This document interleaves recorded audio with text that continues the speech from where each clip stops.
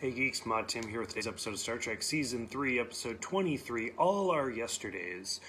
I respect this episode because I feel like this is them trying to break out of their usual habits, but they don't do a very good job of it. They kind of fail.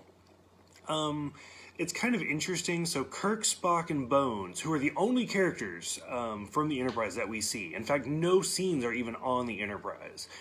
Are trying to save a planet or trying to save the civilization, and they go to the planet and there's a library, and a librarian pops up named Mr. Atoz, which is A to Z, and then somehow or another Kirk ends up going back in time to one period while Spock and Bones go back in time to the Ice Age, and then they have to figure out how to get back.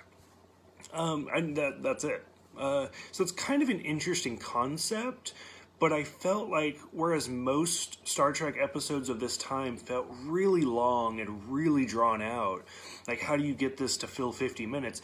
This is kind of the opposite. It felt very, very rushed, and it felt like it was over. I kind of wanted to see more interactions with this, and then maybe even some scenes on the Enterprise because it's Star Trek.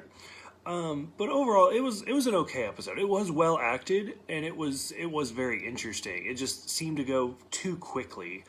And then because Spock was because he was set thousands of years in the past, before Vulcans had learned to master their emotions, somehow that caused his mind to start reverting and going kind of old.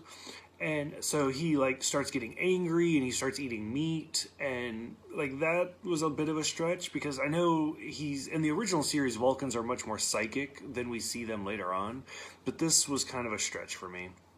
But yeah, overall it's an okay episode. It's not great, but I feel like it has good intentions, if you will. So let me know in the comments what you think.